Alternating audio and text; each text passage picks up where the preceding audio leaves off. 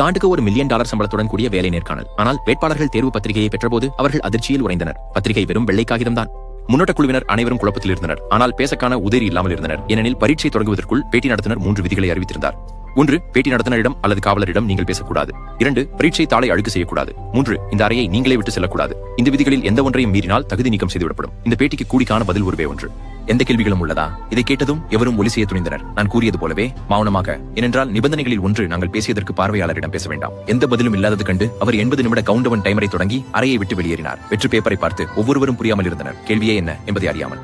இந்த $1 மில்லியன் வேலை பெறுவது எளிதாக இருக்காது என்று தெரிந்தது. நேரம் குறைவாகிவிட்டு ஒரு பெண் விண்ணப்பதாரி அதை தாங்க முடியாமல் இருந்தார். தயங்காமல் காகிதத்தில் எழுத ஆரம்பித்தார். ஆனால் பான் கையில் எடுத்த உடனேயே பாதுகாப்பு அதிகாரி திடீரென வந்து கொடூரமாக அவளை வெளியே தள்ளிவிட்டார். அவர் காகிதத்தை அழிக்கக்கூடாது என்ற விதியை மீறினார் என்று தெரிந்தது.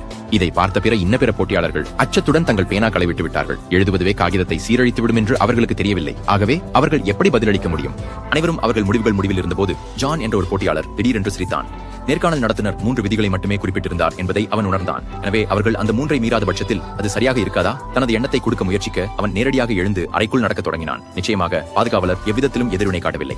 ஜான் செய்தி காட்டி செய்ய அனுமதிக்கப்பட்டதை பார்த்து பிற வேட்பாளர்கள் பேச துணிந்தனர். காகிதம் ஏன் வெண்மையாக இருந்தது என்பதை குறித்து விவாதித்தனர். இதே நேரத்தில் லிசா காகிதம் ஏதோ சிறப்பு பொருளால் செய்யப்பட்டிருக்கலாம் என கூறினாள் மற்றும் அதற்கு ஒரு விளக்கை கொட்டினால் கேள்வி வெளிப்படும் என்று கூறினாள். மற்றவர்கள் இணங்கினார்கள் மற்றும் அவர்களது காகிதங்களுக்கு விளக்கினையை காட்டத் தொடங்கி கேள்வி வெளிப்படும் என்ற நம்பிக்கையுடன் முயற்சி செய்தனர். ஆனால் சில முயற்சிகளுக்கு பிறகு எதுவும் மாறவில்லை.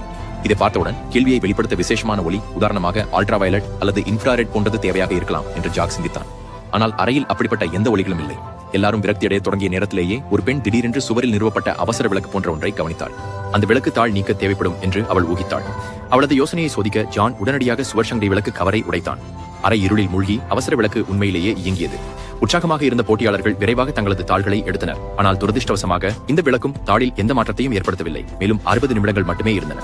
பின் ஜான் காகிதம் ஒரு சிறப்பு பொருளால் செய்யப்பட்டிருக்க வேண்டும் என்று ஊகம் போட்டார். இதை பரிசோதிக்க ஆரம்பத்தில் நீக்கப்பட்ட பெண்ணின் காகிதத்தை எடுத்து கையாளினார் மற்றும் அதில் பென்சிலால் எழுத தொடங்கினார். ஆனால் சில பரிசோதனைகளுக்கு பின்பும் வினா எதுவும் தெரியவில்லை. எனினும் ஜான் விட்டுக் கொடுக்க தயங்கவில்லை. திரவங்களை முயற்சிக்க முடிவு செய்தார். அவன் காகிதத்தை 2 துண்டுகளாக கிழித்துக்கொண்டு அதில் பாதியை ஜாக்கிற்கு உமிழ்நீரால் சோதிக்க கொடுத்தான். மற்றொரு பகுதியை சிறுநீரால் சோதித்தான். ஆனால் முழு காகிதமும் நாசமாயிற்று. ஆனால் இன்னும் எந்த கேள்வியும் வந்ததே இல்லை. இஸ்ரத்மன் சான்றையில சுனைமிருக வெள்ளை உடையில் ஒரு ஆண் பிராணியை கண்டுபிடித்தார்.